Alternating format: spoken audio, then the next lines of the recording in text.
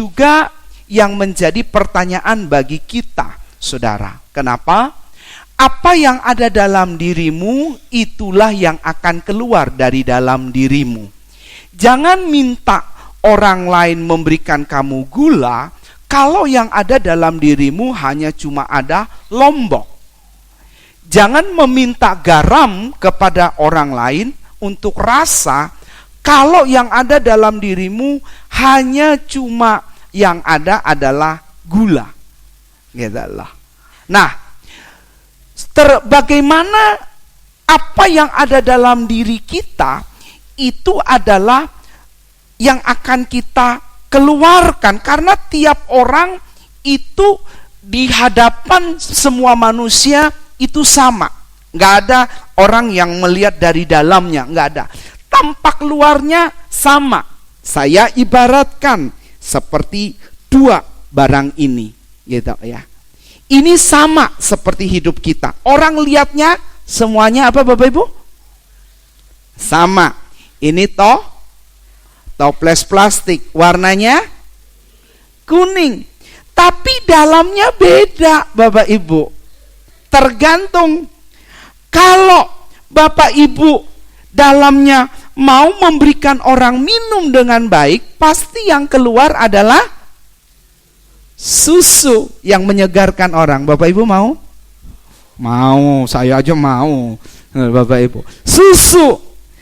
Kalau yang di dalamnya baik, yang keluarkan adalah apa, Bapak Ibu? Buah yang menyegarkan orang, buah yang menyehatkan orang, buah yang memberi kehidupan kepada orang. Tolong nanti WRP siapapun yang ada di sini setelah selesai, tolong barangnya jangan diambil, susu dan pepayanya jangan hilang. Karena ini alat peraga, setiap kali selalu hilang semuanya, nggak tahu kemana. Apalagi hari ini minggu pertama, nanti kita ada kue tar, saudara, ulang tahun. Ya, kita nikmati sama-sama, tapi ini tolong jangan dinikmati ya, karena ini alat peraga. Kalau Bapak Ibu keluar ini pasti rasanya akan nikmat. Bapak Ibu kasih ke orang bisa makan, lalu kemudian orang bisa nikmati. Orang yang panas dalam, lalu kemudian otomatis menjadi sehat. Yang susah, maaf bicara, yang susah beol, susah buang air besar ketika makan ini, kemudian bisa langsung keluar, saudara. Ampas-ampasnya semuanya keluar, saudara. Bahkan tulang-tulangnya pun juga bisa keluar, saudara. Ya, karena apa? Karena ini sehat. Kalau yang keluar dalam diri kita adalah tisu yang bisa membuat orang menghapuskan air mata orang, memberi kesejukan kepada orang, melepaskan orang dari capek, lelah, dari keringatnya, lalu kemudian pakai tisu, saudara, maka orang itu akan merasa sangat indah dan sangat enak menikmatinya. Karena apa, saudara? Karena tisu bisa dipakai bukan cuma hanya untuk kita lap keringat, saudara, untuk lap apapun, tapi tisu juga kalau pakai tisu basah itu memberi kesegaran. Orang yang mandi pun bisa tahu bahwa dia nggak mandi, tapi orang lain tidak tahu kalau dia tidak mandi, saudara. Karena apa? Pakai tisu. Kalau saudara dalamnya saudara keluarkan obat untuk kesehatan bagi orang lain, maka saya percaya perkataanmu itu adalah perkataan yang memberi obat bagi orang lain. Amin.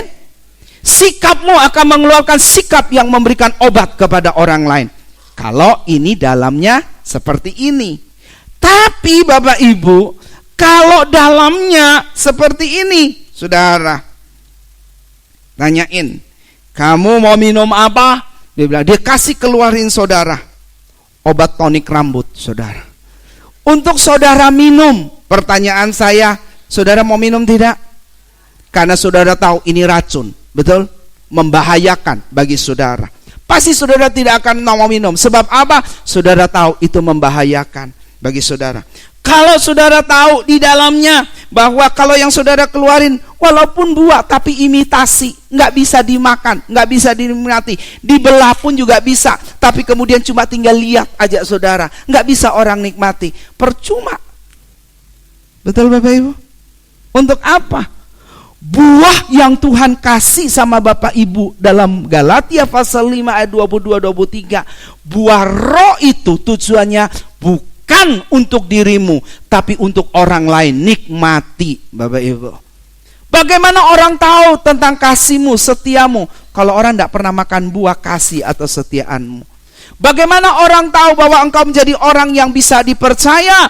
Kalau ketika orang menyampaikan sesuatu, engkau tetap simpan itu, lalu kemudian dengan setia mendoakan orang itu. Tidak ember.com saudara, tapi saudara dengan setia. Sehingga saudara, buah itu orang bisa nikmati, bukan buah imitasi. Bagaimana orang bisa tahu dalam dirimu? Kalau harusnya yang dikeluarin tisu, tapi saudara kasih dia koran. Untuk lap keringat pakai koran, untuk lap air mata pakai koran. Bapak Ibu mau? Untuk lap segala sesuatu pakai koran. Karena apa saudara? Karena yang keluar. Dan terakhir, saudara kasih dia misalnya obat, saudara kasih dia ini, bukan obat saudara. Tahu Bapak Ibu? Ini tinta. Cap jempol itu loh Bapak Ibu. Gitu saudara Bapak Ibu. Ya, ini Bapak Ibu kasih sama dia untuk bukan obat, tapi ini racun. Nah, Bapak Ibu sekalian, jadi pertanyaannya orang tua itu, anak itu akan menemukan jawaban begini.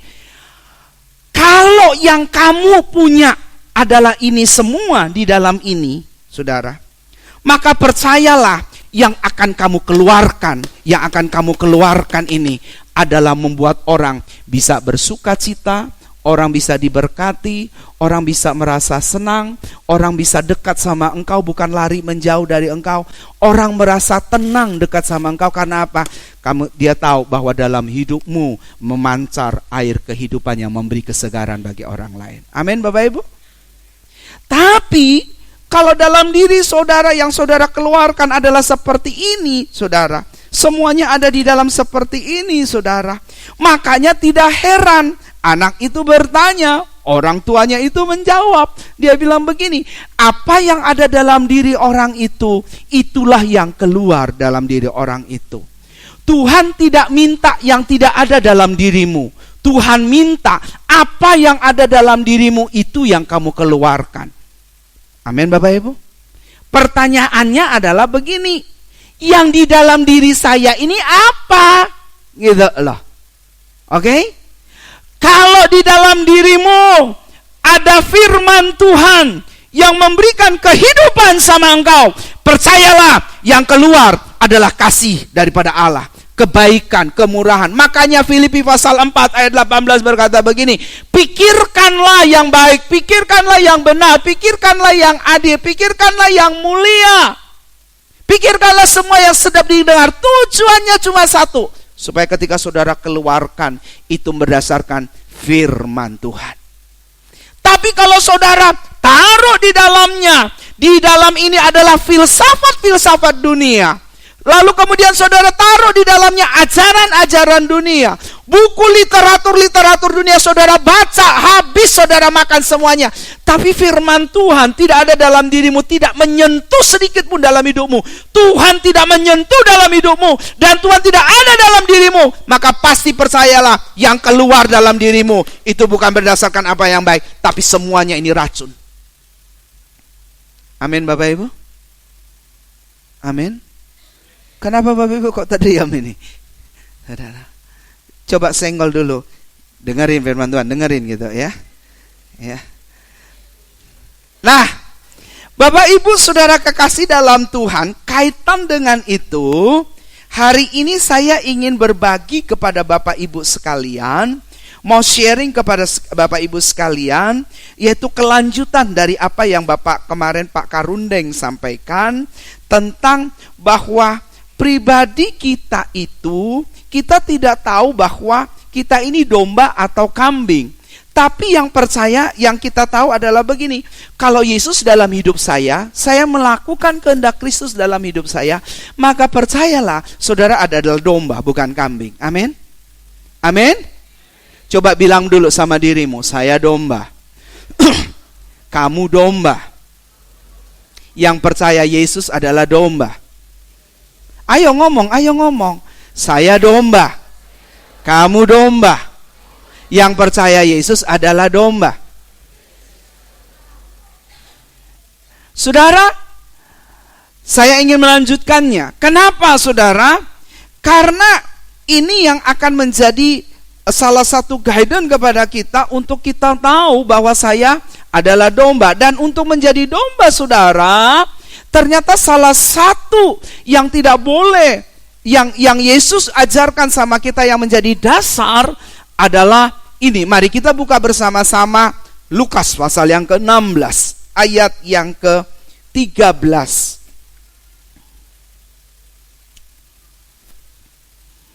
Lukas pasal 16 ayat yang ke-13. Saudara, demikian firman Tuhan. Seorang hamba tidak dapat mengabdi kepada dua tuan. Karena, perhatikan, kenapa tidak boleh mengabdi kepada dua tuan dan tidak akan mungkin? Karena jika demikian, orang itu akan membenci yang seorang dan mengasihi yang lain, atau ia akan setia kepada yang seorang dan tidak mengindahkan yang lain. Perhatikan baik-baik ayat berikutnya ini. Kamu tidak dapat mengabdi kepada karena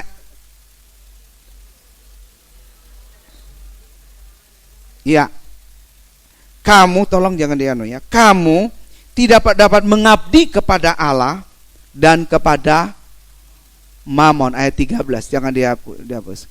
Kamu tidak dapat mengabdi kepada Allah dan kepada Mamon. Ternyata kunci dasar kalau kita mau jadi domba dan bukan menjadi kambing, ini kuncinya. Kamu tidak dapat mengabdi kepada Mamon. Karena selama saudara baca dalam Alkitab dan selama Tuhan Yesus berada dalam dunia ini, Tuhan Yesus mengajarkan semua yang Dia ajarkan, yang saudara baca dan saudara ketahui, bahkan saudara hidupi, itu semua adalah esensi-esensi daripada kehidupan Kristus. Dan esensi dasarnya adalah begini: saudara mengabdi kepada siapa? Kepada Tuhan yang namanya Yesus atau kepada Mamon? Dan selama dalam Alkitab, Tuhan tidak pernah membandingkan dirinya kepada yang namanya Dagon, allahnya orang Filistin, patungnya orang Filistin, atau patungnya orang Mesir. Enggak. Tapi Tuhan hanya berkata satu kali, kamu tidak dapat membandingkan aku dengan Mamon. Bicara tentang Mamon adalah bicara tentang dewa uang, dewa kekayaan, saudara. Kadang-kadang orang bisa lupa Tuhan gara-gara uang. Orang bisa lupa Tuhan gara-gara harta. Orang bisa lupa Tuhan, kemudian mengeluarkan sesuatu yang bukan dalam dirinya, tapi sesuatu yang salah keluar dalam dirinya. Karena apa? Karena tampilan yang ada di luar yang dilihat, saudara, bukan apa yang ada di dalam, saudara. Makanya hari ini Yesus bertanya kepada kita, kalau kamu mau keluarkan sesuatu yang baik dalam dirimu, seperti pertanyaan anak kecil itu, maka tidak ada cara lain, saudara. Saudara jadikan Yesus adalah Tuhan dalam dirimu. Itu dia. Gak ada cara lain. Karena dalam dunia ini Tuhan cuma kasih pilihan cuma dua. Saudara percaya sama saya atau saudara percaya sama Mamon. Kalau saudara percaya sama saya, saudara pasti akan dapat kehidupan sama saya. Dan saudara akan dapatkan jalan-jalan kehidupan sama saya. Tapi kalau saudara percaya sama Mamon, maka saudara walaupun dapat jalan kehidupan dari Mamon, tapi akhirnya membuat hidupmu menjadi hancur, menjadi hidupmu menderita, hidupmu menjadi susah, dan kemudian tidak ada sesuatu yang baik dari dalam dirimu yang keluar. Bukan berarti saudara kita tidak perlu bekerja, bukan berarti bahwa kita tidak perlu mengumpulkan uang, bukan itu maksudnya. Tetapi yang Allah mau adalah jangan itu menjadi ilah dalam dirimu. Jangan itu menjadi berhala dalam dirimu. Jangan itu menjadi prioritas dalam dirimu. Saya mengaminkan apa yang dikatakan waktu Pak Yakob Esra pernah ngomong bicara bahwa jaket yang harganya berapa saudara?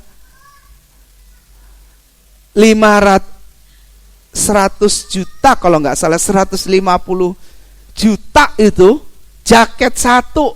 Dia itu ketika dia pakai, dia merasa bahwa itu seperti sudah di surga, saudara. Pakai jaket 150 juta, dijaga dengan baik, dirawat dengan baik, dipelihara dengan baik. Tapi tahukah saudara, kemudian jaket itu bisa hilang. Hal yang sama kadang-kadang saya juga pikir, dan istri saya juga ngomong, saudara, kadang-kadang begitu pulang dari kerja, pulang dari sekretariat, pulang dari apapun, kadang-kadang begitu sampai di rumah, yang saya lihat, yang saya lakukan adalah bukan saya gimana anak saya ngobrol sama dia, berhubungan dengan keluarga saya, tapi yang saya buka, ganti baju dan sebagainya, kemudian cari barang ini, mulai utak-atik, lihat info dari Facebook, apa beritanya di dalam, lihat WA di dalam, apa beritanya di dalam, lalu kemudian buka dengan segala sesuatu, sampai akhirnya saudara ini jatuh, pecah. Lalu kemudian ketika pecah, lalu kemudian saya mau coba utak-atik, bisa sih saudara, tapi nggak enak. Kenapa Bapak Ibu? Karena saya tipe orangnya adalah lihat sesuatu yang nggak sesuai dengan mata, sesuai apa adanya, itu akan mengganggu sekali. Ya. Nah pada waktu pas ini saudara, lalu kemudian saya tanyain sama saya tanya, kebetulan Rudi tahu, Rud, kemarin kamu pecah, kamu bikin di mana? Itu loh kok di dekat Balikpapan Baru, mau menuju ke Sungai Ampel. Oh ya, itu berapa harganya? 600. Saya pikir aduh, jatuh aja 600 ribu keluar. Ini baru beli Desember kemarin Bapak Ibu, sudah 600 lagi keluar. Kenapa saudara? Hati kita ke sini, bukan ke Tuhan. Saudara, kalau hati kita di masalah, kita akan mikir kepada masalah, kita akan tanya gimana solusinya. Kemudian saudara, tanpa saudara sadari, saudara tidak bisa ketemu jalan keluarnya. Saudara akan stres, saudara akan bingung, lalu kemudian saudara akan putus asa. Kemudian saudara tanpa sadar itu menekan dalam dirimu. Dan Allah tidak ada di situ, karena Allah bukan Tuhan dalam dirimu. Tapi sekalipun kau punya masalah, engkau percaya ada Tuhan dalam dirimu, engkau berpaut kepada Tuhan, walaupun ada masalah datang, tetap ada sukacita, ada damai sejahtera. Amin Bapak Ibu. Nah, dalam ayat ini, kalau Bapak Ibu baca dalam Alkitab, dalam Lukas pasal ke-16, itu dari ayat pertama sampai dengan ayat 30, itu dibagi dalam 3 bagian. Bagian yang pertama, kalau Bapak Ibu baca dari ayat 1 sampai dengan ayat yang ke-9, itu bicara tentang perumpamaan tentang bendahara yang tidak jujur. Saudara, walaupun dikisahkan di situ Yesus memuji bendahara yang tidak jujur, tapi maksudnya adalah Yesus tidak kompromi dengan sifat daripada orang itu yang tidak jujur, saudara. Tapi Yesus bisa mengakui daripada apa yang dilakukan oleh orang itu. Ketika dia sudah tidak berdaya, ketika dia sudah tidak tahu berbuat apa, ketika dia sudah takut nanti kehilangan segalanya, maka pikiran jahatnya mulai keluar. Dia mulai ambil cara-cara, yaitu kamu punya hutang berapa, bayar aja ke sini, lalu kemudian kamu tidak perlu ke store ke sana, surat hutangnya saya kasih ke kamu, bayar aja separuh, dia dapatkan uang. Kamu punya berapa, bayar aja 75%, 25% diskon sama kamu, dia dapatkan uang, surat hutangnya dia kasih. Lalu kemudian dia dapat sesuatu yang membuat dia merasa dia bisa berjaga-jaga. Dia mempunyai antisipasi ke depan. Untuk apa? Untuk hidupnya. Karena apa? Karena uang-uang yang seharusnya masuk ke tuannya, tapi kemudian tidak masuk ke tuannya, itu kemudian diambil sama dia, dipegang sama dia, lalu kemudian dijadikan untuk barang dia. Lalu kemudian dia punya spare untuk itu, lalu dia merasa tenang. Bagi pengusaha, ketika saudara berusaha, paling tidak minimal dalam tangan saudara itu ada uang fresh walaupun tidak banyak. Betul ya yang saya omong? Harus ada uang fresh walaupun di saudara punya hutang dengan bank dan sebagainya, minimal ada uang fresh, uang cash di tangan saudara. Ketika membutuhkan sesuatu itu bisa keluar dengan segera. Dan itu merupakan perputaran dalam saudara berdagang dan sebagainya.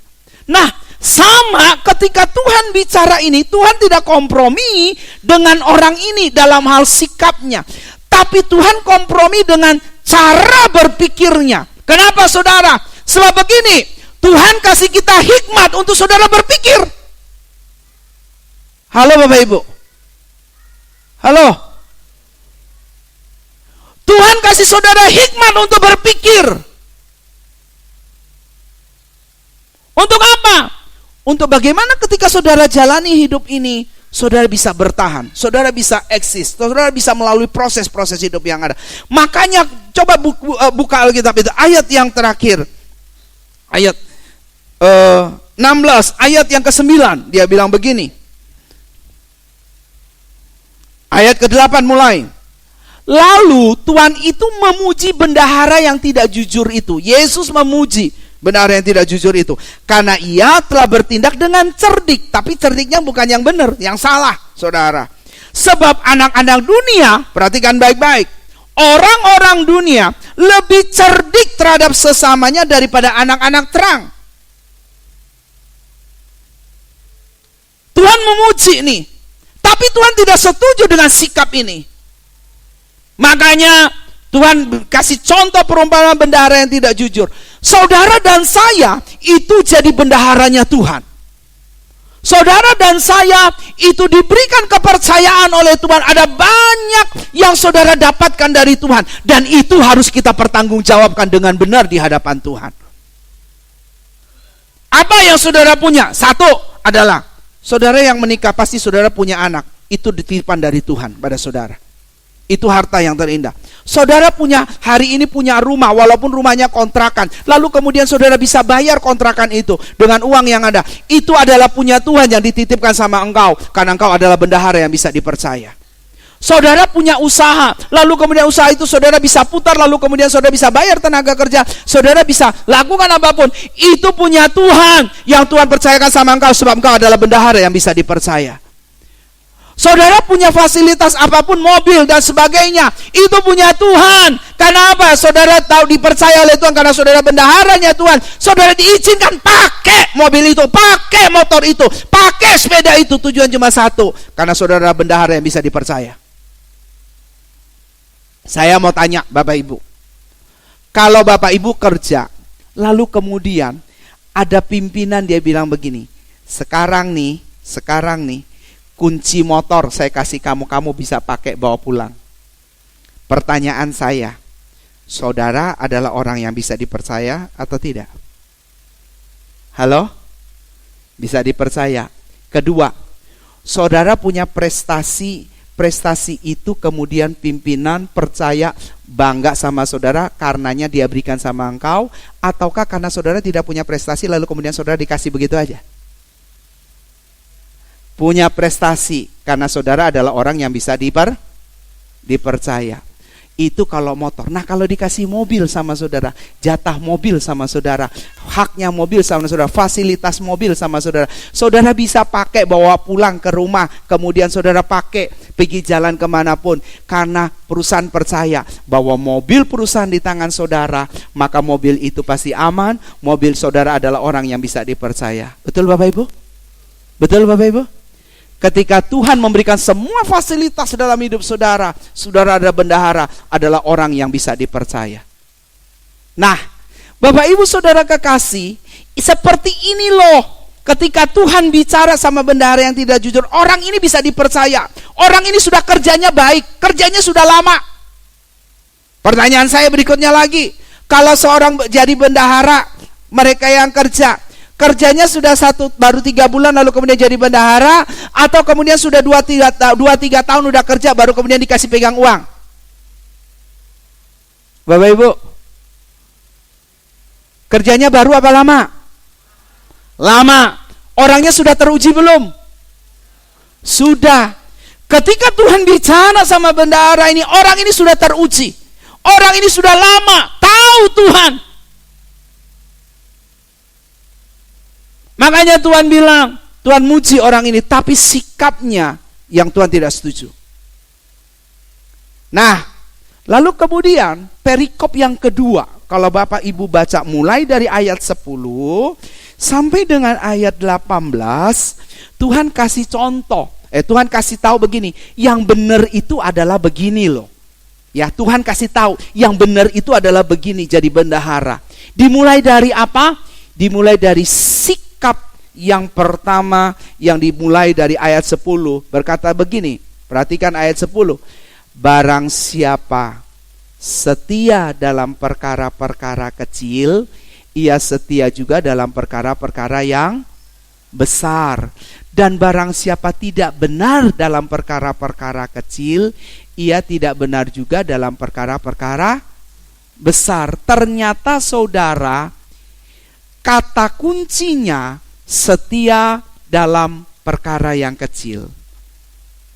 Kalau mau jadi bendahara yang disukai oleh Tuhan, mau jadi domba saudara, maka belajarlah mulai hari ini setia dengan perkara yang kecil. Setiap perkara kecil ini tak kata kerja. Orang itu bekerja, orang itu melakukan dari apa? Hal kecil. Tapi kalau bicara setia aja, bukan dalam perkara yang kecil, setia aja, itu adalah sifat, itu adalah keberadaan daripada orang itu. Nah, Yesus mau begini, saudara adalah orang yang setia. Kenapa? Sebab Amsal bilang begini, buka dengan saya kitab Amsal. Amsal pasal yang ke-20 ayat yang ke-6 berkata demikian. Amsal pasal yang ke-20 ayat yang ke-6.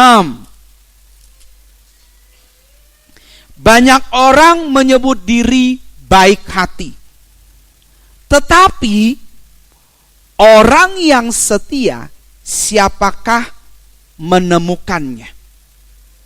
Sekali lagi, dunia ini banyak orang yang baik, dunia ini banyak orang yang the best. Tapi saudara, cari orang yang setia itu susah untuk menemukannya. Kalau cari orang setia aja susah, apalagi melakukan perkara-perkara yang mulai dari hal yang kecil. Gitu loh.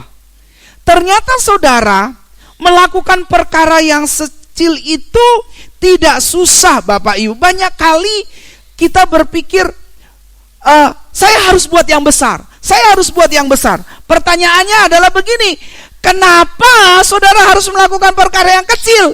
Jawabannya adalah alasannya begini, sebab Tuhan tidak menuntut saudara buat yang besar.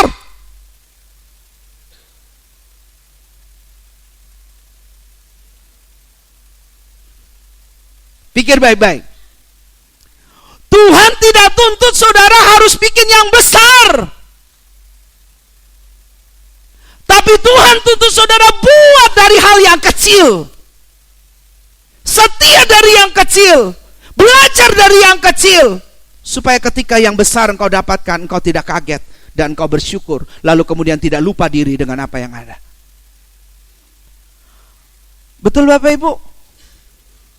Tuhan tidak suruh kau sembuhkan orang, Tuhan tidak suruh kamu pergi kepada orang, bangkitkan orang mati, lalu kemudian buat mereka jalan dari lumpuh.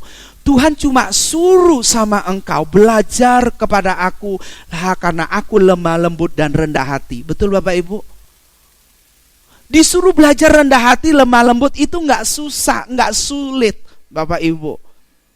Belajar dari hal yang kecil, jujur dengan diri sendiri, itu tidak susah dan tidak sulit, tidak melibatkan orang lain. Tapi kalau saudara mau menyembuhkan orang, saudara harus melibatkan orang lain bersama-sama. Betul Bapak Ibu? Saudara yang berada di Komsel, saudara, Tuhan tidak nuntut engkau untuk berbuat yang besar di Komsel, tapi Tuhan cuma nuntut engkau yang kecil. Lakukan apa? Setialah di Komsel, datanglah di Komsel, disiplinlah diri di Komsel, belajar sesuatu di Komsel. Susah Bapak Ibu? Enggak kan?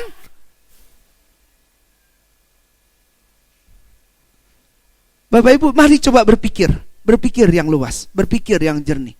Saudara, Tuhan tidak butuh yang besar, tapi Tuhan butuh setialah dengan perkara yang kecil, saudara. Apapun yang ada dalam dirimu, belajarlah setia, belajarlah lakukan dengan setia, belajarlah lakukan dengan setia, saudara. Tekun di situ, saudara.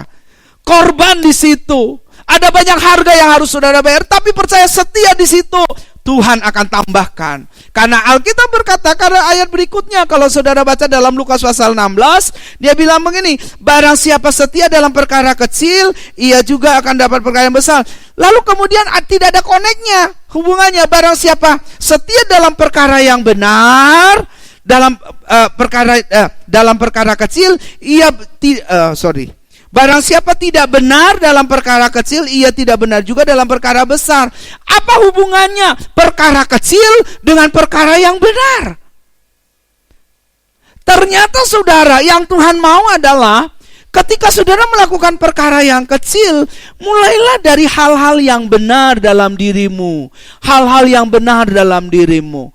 Ketika saudara berada dalam komunitas, karena bulan-bulan ini kita belajar bersama-sama tentang komunitas, saudara dapat Grace News dari bulan awal tanggal 1 Mei sampai dengan tanggal 31 Mei. Bicara tentang komunitas, komunitas yang terkecil itu adalah di keluarga. Dan keluarga itu adalah patron di mana saudara mulai belajar hal yang kecil di situ, bukan hal yang besar. Tidak perlu saudara harus buat anakmu harus jadi hebat atau apa.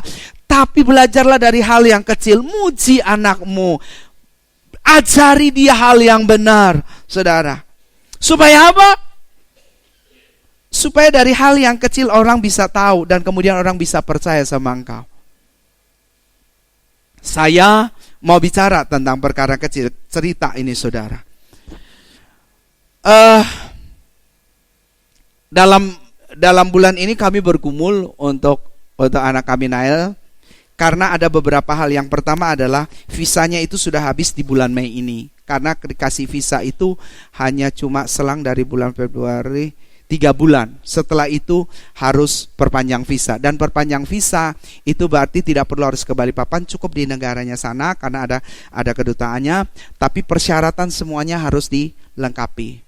Nah, yang kedua, bersamaan dengan visa, itu tempat tinggal dia yang saya minta tolong sama keluarga, lalu keluarga kemudian sama teman, itu rumahnya itu mau diambil orang. Jadi ada artis Jerman, kemudian dia tinggal di Norwegia, pulang ke Jerman, lalu kemudian dia beli tempat tinggal itu, mau tidak mau anak saya sama namanya Pak Ebet itu harus keluar dari situ. Jadi visanya harus habis, rumah tidak ada, saudara. Karena visa bisa tergantung dari rumah tempat tinggal. Jadi di Jerman itu, kalau kamu nggak punya alamat yang jelas, ketika kamu ngajukan visa itu ditolak. Karena apa? Semua komunikasi, semua surat menyurat, semua data itu nanti ditujukan ke rumah di situ. Tidak ada kadang-kadang di telepon kamu udah begini ya, enggak. Dia cuma by email kasih data, kamu udah keluar visamu, suratnya kamu cek. Lalu kemudian kita harus lebih aktif buka ini, periksa di internet. Kalau kita nggak telepon. Dia nggak akan mungkin mau telepon saudara. Nah, yang ketiga, orang pada bilang begini. Waktu saya di sana ketemu ada satu anak, dia bilang begini sama saya. Kebetulan anak ini mahasiswa kedokteran, lalu kemudian sudah semester ke 8, itu tinggal skripsi. Lalu dia bilang begini, Nael, itu mau kasih tahu kamu aja nih ya, dia bilang, banyak anak Indonesia suka datang ke Jerman, tapi banyak juga anak Indonesia pulang dari Jerman, gitu lah. Pulangnya itu bukan dia berhasil, tapi pulangnya habis selesai jalan-jalan. Karena apa? Setelah 2 tahun, kalau dia belum masuk ke university, tidak diterima, dianggap dia tidak berhasil, dikirim pulang. Gak boleh datang, dianggap kamu pulang sana. Gitu saudara. Jadi kamu gak boleh lagi masuk, karena dianggap, maaf bicara saudara, kamu maaf kalau yang mahasiswa dianggap kurang mampu, gak pintar, maksudnya kurang mampu bukan masalah ekonomi, inimu kurang mampu, lalu kemudian kamu dianggap bahwa segera kamu keluar, akan jadi beban bagi saya di negara saya. Nah, saya udah bilang sama Nael, kejar 2 tahun ini ya. Lalu visanya habis, kami doa, saya berdoa juga, cari rumah supaya dia dapat rumah nih saudara. Karena kalau nggak gitu, saudara mau bayangkan mau tinggal di mana begitu loh. Cuaca suhunya itu ekstrim. Kalaupun juga hari panas itu 16 derajat Bapak Ibu sekalian. Lalu kemudian habis itu mau tidak mau dia harus, Sabtu kemarin harus ujian B2 untuk supaya bahasanya supaya bisa di-upgrade. Saudara, sementara lagi ngurus visa apa semuanya kami doa. Lalu kemudian ipar saya Leo punya keponakan, karena kebetulan dia jadi orang tua angkat. Dia bilang begini, Nael udah gini aja, kamu tinggal di rumah saya gitu loh. Kebetulan rumahnya itu agak cukup jauh Bapak Ibu. Jadi kalau dari sini itu kira-kira posisinya itu ada di Lemaru sana, karena di Tritip sana. Ya, cuma karena naik kereta cepat, akhirnya cepat sampainya Bapak Ibu. Jadi posisinya di sana, jadi sudah agak di luar kota gitu loh, tidak di dalam Frankfurt Main Fruit gitu. Waktu dia ngomong sama Nael, dia tinggal di sini, saya berpikir begini, kenapa pada waktu pertama datang kok dia tidak mau tawarin Nael tinggal di rumahnya? Dia bilang, aduh suami saya nggak bisa terima untuk tinggal di situ. Jadi mau tidak mau saya harus cari di luar. Nah kemudian saya minta tolong, ada enggak teman? Dia bilang ada nih, kebetulan ada teman apa semuanya. Nah teman ini yang tawarin untuk tinggal di rumahnya. Jadi satu kamar itu tinggal berdua begitu ya. Jadi ada 2 kamar gitu saudara. Nah waktu Nael ini mau dibilang sama dia tinggal di sana, pada satu waktu Nael itu sering kadang-kadang datang ke sana, main sama anaknya, ngobrol sama anaknya, bicara sama anaknya.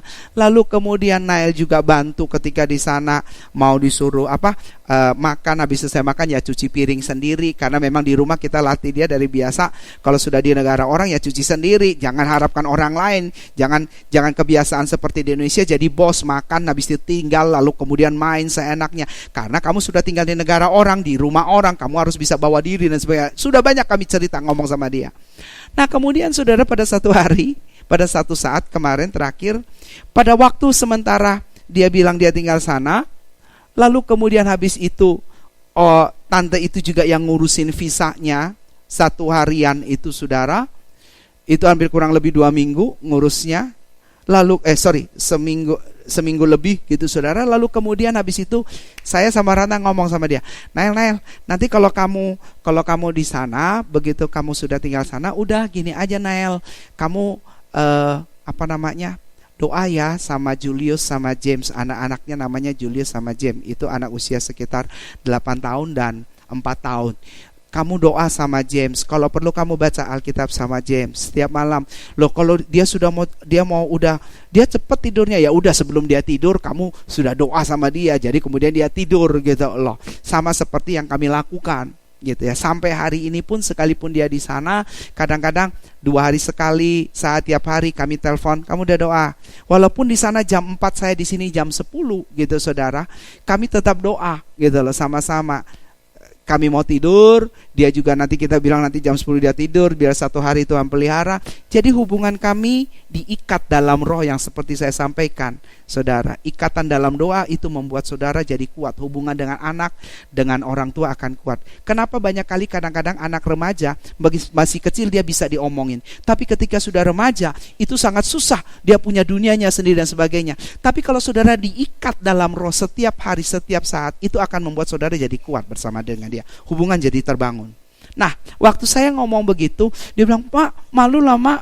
Enggak lah, bisa. Kalau perlu nanti begitu kamu baca ya Amsal setiap hari sama dia. Nanti dari situ kemudian kamu bisa akan tahu, mengerti, lalu kemudian dia akan tahu.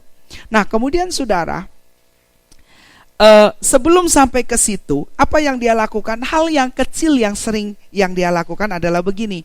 2 minggu sekali, itu selalu dalam waktu-waktu yang susah, sekalipun dia sibuk, dia selalu mampir ke rumah itu, datang ke rumah itu, kunjungi ke rumah itu. Jadi dari tempat dia ketika selesai les, habis itu langsung pergi ke sana, lalu kemudian pulang, itu selalu pulangnya antara sekitar jam 9, jam 10. Karena kereta terakhir pulang ke rumahnya itu jam 9. Setelah itu tidak ada kereta lagi. Jadi harus jam 9 dia harus pulang. Atau tidak mungkin dia nginep. 2 minggu sekali dia cuma datang. Kemudian main sama anak itu. Temenin. Ketika si anaknya yang paling gede, Julius, dia bilang, saya mau main bola. Yuk. Karena dia pakai Jerman, dia bilang, Nael temani saya. Ya Nael cuma datang temenin, saudara. Cuma datang temenin. Lalu kemudian pulang antarin sampai di rumah. Lalu kemudian ketemu James main sama Nael. Habis selesai itu, harus kemudian itu makan, habis itu pulang. Itu dia lakukan, saudara, 2 minggu sekali gitu. Nah kemudian saudara, dari apa yang dia lakukan, satu waktu, satu saat ketika dia makan, saudara,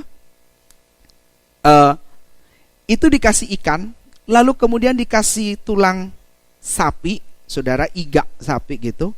Lalu kemudian mereka makan. Nael sampai di atas meja itu sampai 1 jam masih tetap makan, menikmati. Orang lain udah selesai. Tulang iganya mereka sudah dianggap sudah nggak ada. Tapi Nael masih ketok-ketok tulang iga, tok, lalu disedot sumsumnya. Gitu saudara. Lalu kepala ikannya orang itu buang gitu loh sana. Tapi kemudian dia pelan-pelan matanya diisep. Lalu kemudian taruh pipih yang pipih ikan itu, kemudian diambil dagingnya, kulit-kulit disedot semuanya sampai 1 jam. Lalu kemudian yang suaminya sama itu ngeliatin, kok lucu amat anak ini. Kok jadi kayak jatuh cinta gitu ya, jatuh hati sama anak ini. Lalu kemudian ketika mau ngurus visa kan harus dapat tempat ini sudah harus keluar, Mei ini sudah harus keluar, nggak boleh, nggak ada istilah yang saya cuma bayangkan anak saya tidur di mana gitu loh, walaupun beratapkan dengan langit, tapi kan tetap juga rasanya was-was, saudara ya. Begitu pas dia bilang dia tinggal sama saya aja di sini, saya itu sepertinya nggak habis pikir, kenapa waktu pertama ditolak, lalu kemudian sekarang itu diterima, gitu loh. Lalu kemudian saudara, ketika saya buka firman Tuhan ini, saya siapkan ini, lalu kemudian saya dapat rema begini. Kadang-kadang, apa yang dilakukan anak saya itu hal kecil. 2 minggu sekali dia cuma datang. 2 minggu sekali, mungkin bilang orang cuma setor muka. 2 minggu sekali dia cuma main sama anaknya. Tapi orang tuanya bisa lihat bagaimana hati anak ini.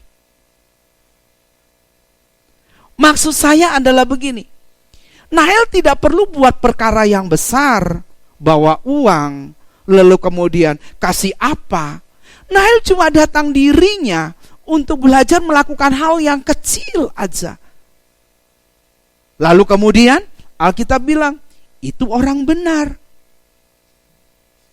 Benar Bapak Ibu? Sama dengan Tuhan. Tuhan mau. Kenapa saudara harus melakukan perkara yang besar? Karena Tuhan tidak minta saudara buat perkara yang besar. Saudara mulailah melakukan perkara yang kecil.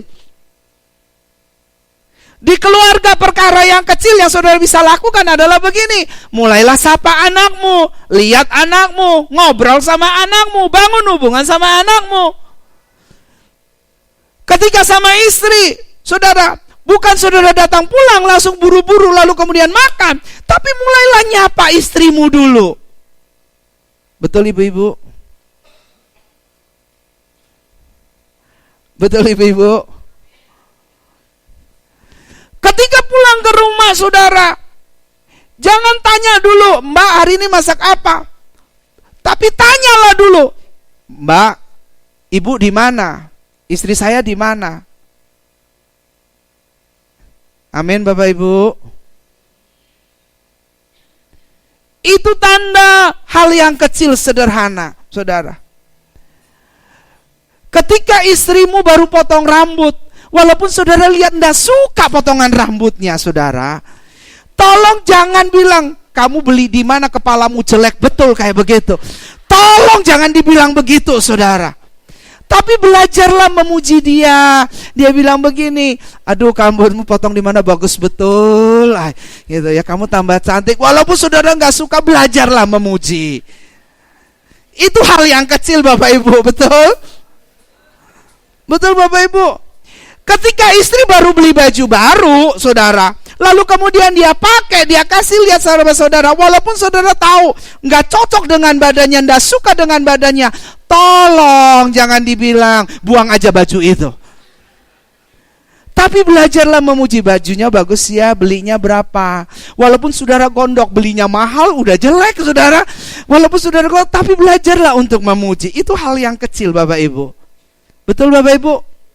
Itu ada di dalam dirimu loh, bukan di luar dari dirimu loh. Itu tidak perlu Bapak Ibu beli dari luar, tidak perlu Bapak Ibu bayar John Robert Power, tapi itu bisa keluar dari mulutmu. Itu hal sederhana yang kau punya dalam dirimu. Anakmu pulang sekolah, dia bilang, aduh Pak, nilaiku bagus hari ini. Oh puji Tuhan, anak papa hebat gitu ya saudara. Anak siapa ini? Ini anak bapaknya. Begitu pulang, Pak nilainya 50 Pak. Terus kemudian saudara bilang, ini anak mama, ini bukan anak papa ini saudara. Jangan saudara, sekalipun jelek tetaplah ngomong, aduh gak apa-apa nak, ini tetap anak papa, tapi belajar yang rajin lagi ya, kamu pasti bisa. Kenapa gak bisa? Pasti gak belajar. Nah karena gak belajar, kamu jadi begini. Yuk rubah. Betul Bapak Ibu? Gampang kan? Betul Bapak Ibu? Gampang kan? Hah? Iya, harus dilatih. Gampang Bapak Ibu, enggak susah. Dari hal yang kecil. Ini di keluarga Bapak Ibu sekalian.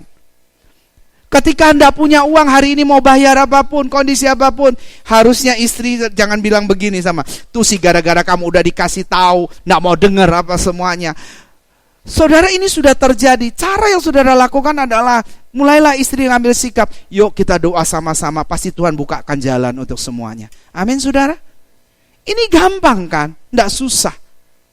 Gitu loh. Jangan diocehin Bapak Ibu. Akhirnya suaminya akan keluarkan jurusnya. Dia bilang baik begini, lebih bagus tinggal di soto rumah daripada hidup bersama dengan wanita yang suka bertengkar dan cerewet. Lalu istrinya keluar pakai ayat firman Tuhan. Dia bilang begini, pergi sana hai pembuat kejahatan. Saudara, jangan dibalas ayat dengan ayat saudara, tapi dengan simple. Saudara bukan tinggal di atas, saudara tidak berjalan di atas lantai, di atas tanah, tapi saudara masih berjalan di atas tanah, nginjek tanah. Ya. Hal yang sederhana apalagi, yang simple. Hal yang sederhana yang simple. Ketika saudara di komsel, gitu saudara. Belajarlah untuk menghargai orang lain, saudara. Esensi dalam komsel, esensi saudara berkomunitas, itu saudara, itu ada 3. Perhatikan baik-baik kepada ketua sel, perhatikan baik-baik kepada anggota sel yang ada. Esensi dalam komsel itu ada 3. 1 adalah kehadiran Tuhan. Di komsel, kita berdoa, kita nyanyi, kita menyembah, kita sedang meminta Tuhan hadir bersama dengan kita. Waktu Tuhan hadir bersama kita, kita rasakan damai sejahtera. Itu artinya kita ngalami Tuhan dalam hidup kita. Waktu kita pulang, kita dapat sesuatu dari materi komsel, kita mau belajar hidup di dalamnya. Itu berarti kita menghadirkan Tuhan dan kita mengalami Tuhan di dalamnya. Itu yang pertama. Tujuan komsel. Apa artinya saudara datang ke komsel lalu kemudian saudara tidak merasakan kehadiran Tuhan? Tapi saudara bukan berarti bahwa saudara bilang begini, saya setiap kali komsel kok saya nggak merasakan kehadiran Tuhan. Orang lain merasakan kehadiran Tuhan, berarti ada sesuatu yang salah dengan dirimu. Ya, ngalami Tuhan, rasakan kehadiran Tuhan. Yang kedua adalah saudara di komsel adalah saudara bangun hubungan. Artinya begini, itu keluargamu yang kedua selain daripada keluarga intimu, dari keluarga yang ada. Sebab apa? Sebab sekarang ini dunia sedang mengalami kehancuran, hubungan akan menjadi jauh. Manusia mencintai dirinya sendiri. Nah, kalau di komsel sendiri tidak bangun hubungan, komsel sendiri hubungannya itu tidak kuat, hubungannya itu atas dasar karena materi, hubungan dasarnya hanya karena kepentingan sesuatu, maka tidak jauh berbeda komsel itu dengan komunitas dunia ini. Justru disitulah kekuatan daripada kita, hubungan, saudara. Hubungan artinya begini, seperti saudara mengasihi dirimu sendiri, demikianlah engkau mengasihi saudaramu. Dalam bangun hubungan kadang-kadang tanpa sadar, orang bisa bertobat, orang bisa percaya Yesus, orang bisa mengalami perubahan dalam hidupnya. Karena apa? Karena hubungan, karena dia bisa diterima, karena dia bisa merasakan ini bagian dari keluarganya. Dia tidak dihakimi, tapi dia ditolong. Dia tidak dijudge, tapi dia belajar untuk memberikan udah dengan apa adanya, dan orang bisa terima dengan apa adanya. Bangun hubungan. Keluarga pun juga kalau nggak punya hubungan, pasti keluarga itu akan hancur. Lama atau cepat akan hancur. Komsel kalau tidak ada hubungan yang kuat, lama atau cepat akan hancur. Makanya saudara, ketika saudara pulang ke gereja setelah hari ini, kadang-kadang memang kita langsung pulang. Tapi kalau ada waktu ketemu teman, ngobrol lah sama teman saudara. Supaya apa? Bangun hubungan di situ. Amin. Amin, saudara. Yang ketiga, dalam komunitas sel yang ketiga yang harus disadari adalah adanya murid baru, adanya jiwa baru. Kalau saudara cuma kumpul di situ lalu kemudian dari 5 tahun lalu sampai sekarang tahun ke-5 jumlahnya 12 aja tidak ada pertambahan, harus dipertanyakan, jangan-jangan saudara berada dalam zona nyaman. Halo Bapak Ibu. Jadi Bapak Ibu sekalian, komunitas sel itu adalah tempat di mana proses saling mempraktikkan gaya hidup. Lalu kemudian di sana karakter Kristus itu muncul sampai kita menghadirkan murid baru. Proses dalam kita berkomunikasi, berkomunitas, di mana gaya hidup kita mencerminkan Kristus, karakter Kristus, lalu kemudian tanpa disadari orang melihat, lalu kemudian muncul murid baru. Saudara, setia dalam hal berada di situ. Ya, kehadiran kita, waktu kita, tenaga kita, pikiran kita, dana kita, hal-hal yang kecil yang kita lakukan, bukan hal yang besar, saudara. Ya. Nah, terakhir Bapak Ibu sekalian, kenapa Tuhan berkata bahwa kita harus setia dalam perkara yang kecil? Sebab perkara yang kecil itu akhirnya bisa bawa saudara kepada perkara yang besar. Orang tidak akan pernah lahir langsung jadi besar dulu, tapi mulai dari anak-anak dulu, dari bayi dulu, lalu kemudian jadi anak, lalu kemudian dia jadi besar, dewasa. Tidak pernah orang jadi dewasa langsung, tapi melalui proses yang ada. Kita pun juga ketika Tuhan percayakan kepada kita perkara yang besar, belajarlah dari hal yang kecil. Setialah dengan hal yang kecil. Apa yang Tuhan kasih sama engkau, belajarlah dengan situ dengan setia.